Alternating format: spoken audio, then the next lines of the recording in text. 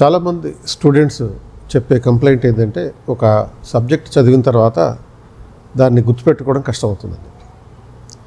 యూజువల్గా మరి మనం చదివిందంతా గుర్తుపెట్టుకోగలమా ఫస్ట్ పాయింట్. మరి సాధ్యమైనంత వరకు గుర్తుపెట్టుకోవాలంటే ఏం చేయాలి? సైకాలజిస్టులు ఏం చెప్తారంటే మనం చదివిన దాంట్లో కేవలం ఒక 80% మాత్రమే గుర్తుంటుంది. ఆ 80% మొదటి రోజు వరకు గుర్తుంటుంది. అండ్ ఒక 2 రోజుల తర్వాత సగం మర్చిపోతాం. గ్రాడ్యువల్గా ఓవరాల్గా మన మైండ్లో నుంచి మనం చదివింది ఎలిమినేట్ అయిపోతుంది over a period of 1 year అనమాట. సో ఈ ఎలిమినేట్ అయిపోవడం ద్వారా కొత్త విషయాలు మన బ్రెయిన్లోకి వస్తుంటాయి. కాబట్టి ఇది చదివింది మళ్ళీ మర్చిపోకుండా ఉండాలంటే నిరంతరం చదువుతూ ఉండాలి. ఆ చదివే విధానాన్ని మార్చుకోవాలి. సో దీనికోసం ఎగ్జామ్ కోసం చదువుతున్నప్పుడు దాన్ని గుర్తుపెట్టుకోవడం అంటే అరచేతుల్లో నీళ్లు పట్టుకోవడం లాంటిది. అంటే అరచేతుల్లో నీళ్లు పట్టుకున్నప్పుడు అవి కారిపోతూ ఉంటాయి. అంటే మనం తీస్తూ ఉంటాం, నీళ్లు పోతూ ఉంటాయి. అటువంటి నేపథ్యంలో మనం చదువుతూ ఉంటాం, మర్చిపోతూ ఉంటాం. సో ఒక అధ్యాయం పూర్తిగా చదివి ఇది నాకు గుర్తుంది అనే ఆత్మవిశ్వాసంతో ఉంటాం. కానీ మరుసటి రోజు ఉదయం లేచేటప్పటికి అందులో ఒక 20% పోతుంది. చదివిన దాంట్లో మళ్ళీ 2 రోజుల తర్వాత సగం గుర్తుకు రాదు. సో పరీక్షలో ఒక ప్రశ్న కనిపించగానే 2 రకాల ఎక్స్పీరియన్సెస్ వస్తాయి. ఒకటి, ఈ క్వశ్చన్ ఎక్కడో చదివినట్టు అనిపించడం, లేకపోతే అసలు ఇంతకుముందు అటువంటి టర్మినాలజీ చూడలేదనుకోవడం. సో మరి ఎలా చదవాలి? కష్టపడి చదవకండి, తెలివిగా చదవండి. అంటే స్మార్ట్ స్టడీ అని అంటున్నాను. మెదడుకి అనుకూలమైనటువంటి అధ్యయన పద్ధతులను ఉపయోగించండి. గుర్తు చేసుకునే సామర్థ్యాన్ని పెంచుకోండి. అంటే చదువుని చాలా తక్కువ ఒత్తిడితో సులభంగా మరియు ప్రతిభావంతంగా మార్చుకోవడానికి ఒక 7 టిప్స్ చెప్తాను. ఫస్ట్ ఏంటి అంటే యాక్టివ్ రీకాలింగ్ చేయాలి. యాక్టివ్ రీకాలింగ్ అంటే ఏంటి అంటే ఒకే పేజీని మళ్ళీ చదవాల్సినటువంటి అవసరం లేకుండా పుస్తకాన్ని మూసేసి, అంటే ఒక పేజ్ చదివిన తర్వాత పుస్తకాన్ని మూసేసి ఆ కాన్సెప్ట్ని మీకు మీరే ఒకసారి వివరించుకోండి. అంటే చూడకుండా వివరించుకోండి. ఇంకోసారి మరొకరికి ఎవరికో ఊహాజనితంగా బోధిస్తున్నట్టుగా, అంటే టీచ్ చేస్తున్నట్టుగా ఊహించుకోండి. మీకు అర్థమైన దాన్ని గట్టిగా చెప్పండి.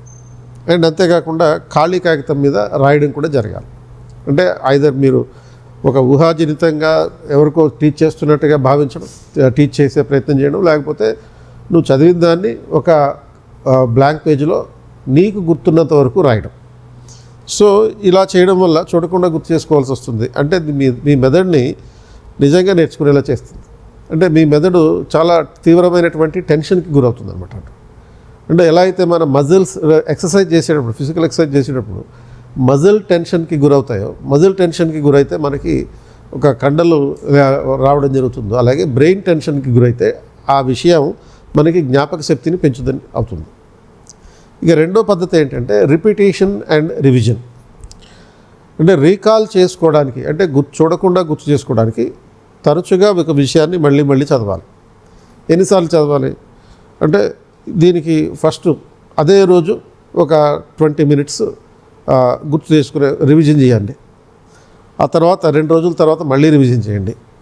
ఒక వారం తర్వాత మళ్ళీ రివిజన్ చేయండి. ఒక 2 weeks తర్వాత మళ్ళీ రివిజన్ చేయండి. ఒక 1 month తర్వాత, ఒక 3 months తర్వాత, ఇలా స్పేస్డ్ రివిజన్ అనేటటువంటిది ఇంపార్టెంట్.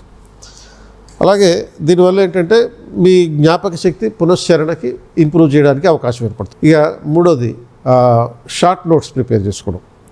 దీన్ని ఏమంటారంటే పోమోడోరో టెక్నిక్ అని అంటారు. ఈ పోమోడోరో టెక్నిక్ అంటే ఏంటి? మీరు చదివే విషయాన్ని కొన్ని డివిజన్లుగా డివైడ్ చేసి చదవడం జరగాలి.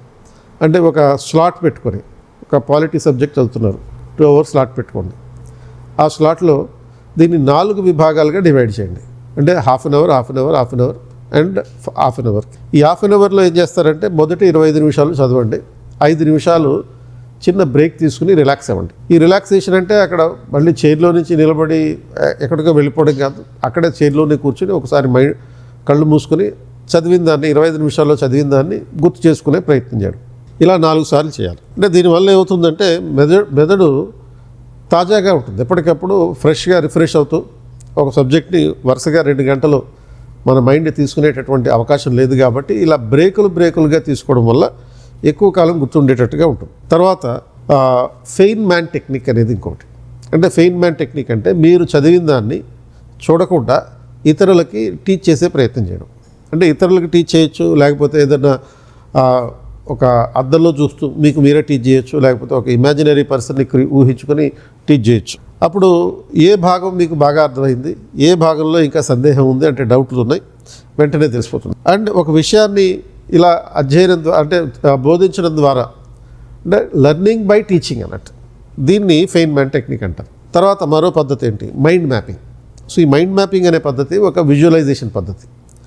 అంటే మీరు ఏదైతే చదివే అంశాలు రంగురంగుల డయాగ్రామ్లు, యారోస్, తర్వాత బుల్లెట్ పాయింట్స్, వీటితోటి కనెక్షన్ చేస్తూ ఒక మైండ్ మ్యాప్ తయారు చేసుకోవాలి. ఒక స్పైడర్ డయాగ్రామ్ వేయండి.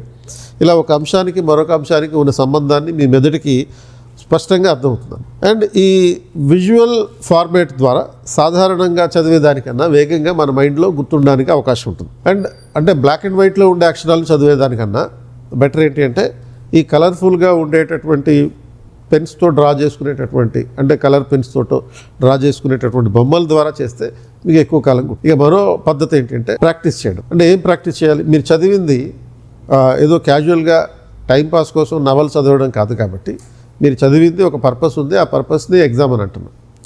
ఆ ఎగ్జామ్ కోసం దీనికి మీరు చదివిన జ్ఞానాన్ని అప్లై చేయాలంటే ప్రాక్టీస్ చేయాలి.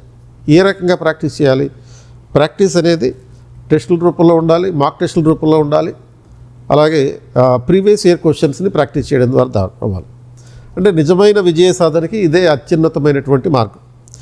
సో మీరు నేర్చుకున్న విషయాన్ని టైం ప్రెజర్లో ఎలా ఉపయోగించుకోవాలో నేర్పించడం జరుగుతుంది. సో ఎంత ఎక్కువగా ప్రాక్టీస్ చేస్తే యాక్చువల్ ఎగ్జామినేషన్ హాల్లో అంత బాగా ఉపయోగపడుతుంది అన్నమాట. సో ఫైనల్గా మరో అంశం ఏంటి అంటే ఏకాగ్రతతో చదవాలంటే ముందుగా చదివే వాతావరణాన్ని మార్చుకోవాలి. అంటే ఇప్పుడు చెప్పిన టెక్నిక్స్ అన్నీ ఫుల్ఫిల్ కావాలంటే మీరు ఫస్ట్ మీ సరౌండింగ్స్ అన్నిటినీ టైడీగా ఉంచుకోవడం. టైడీ అంటే పరిశుభ్రంగా ఉంచుకోవడం, అంటే చదువుకి అనుకూలమైన వాతావరణంలో తయారు చేసుకోవడం. మీ టేబుల్ మీద మీరు చదివే ఒక పుస్తకం లేకపోతే ఒక నోట్బుక్ 2 పుస్తకాల కన్నా ఎక్కువ లేకుండా చూసుకోండి. ఒక పెన్ను మ్యాక్సిమం ఉంటాయి. అండ్ అన్నిటికన్నా ముఖ్యంగా ఫోన్ లేకుండా చూసుకోండి. ఈ 2 గంటల స్లాట్ అని చెప్పాను కదా, ఆ 2 గంటల స్లాట్ పెట్టుకున్నప్పుడు ఈ 2 గంటల పాటు మీ ఫోన్ని మీకు దూరంగా వేరే గదిలో పెట్టండి అవసరమైతే. ఎందుకంటే ఫోన్లో ఉన్నప్పుడు ఫోన్ పక్కన పెట్టుకుని చదువుతున్నప్పుడు నోటిఫికేషన్లు వస్తుంటాయి, వాట్సాప్ మెసేజ్లు వస్తుంటాయి, రీల్స్ చూడాలనిపిస్తుంది. కాబట్టి ఇవన్నీ చేస్తామంటే మీ డిస్టర్బెన్స్ అయిపోతారు, ఫోకస్ ఉండదు. సో ఇవి నోటిఫికేషన్లు మిమ్మల్ని పిలుస్తూ ఉంటాయి, దీనివల్ల ఏకాగ్రత దెబ్బతింటుంది. సో మీరు ఒక ఆవాహనతోటి చదవాలి అంటే కంపల్సరీగా మీ ఫోన్ని మీకు దూరంగా పెట్టండి, అన్నిటికన్నా కీలకమైనటువంటిది. అంతేకాకుండా మీరు చదివేటప్పుడు చుట్టుపక్కల సాధ్యమైనంత వెలుతురు లేకుండా ఓన్లీ మీ టేబుల్ మీద మాత్రమే వెలుతురు ఉండేటట్టు చూసుకోండి. టేబుల్ మీద వెలుతురు ఉండేటట్టు చూసుకోవడం అంటే ఒక టేబుల్ ల్యాంప్ ఏర్పాటు చేసుకోవాలి. ఎందుకంటే మొత్తం రూమ్ అంతా వెలుతురుగా ఉంటే మీరు రూమ్లో ఇతర వస్తువులను కూడా చూసేటటువంటి పరిస్థితులు ఉంటాయి. కానీ ఒక టేబుల్ ల్యాంప్ మీద మాత్రమే ఉంటాయి. ఫోకస్ అంతా, లైటింగ్ ఫోకస్ అంతా మీ పుస్తకం మీదే ఉంటుంది. కాబట్టి మీ ఫోకస్ అంతా బుక్ మీద ఉంటుంది. రూమ్లో ఉన్నటువంటి ఇతర వస్తువుల మీద మీ దృష్టి పోదు. ఒకవేళ దృష్టి సారించినా కానీ అవి కనపడవు.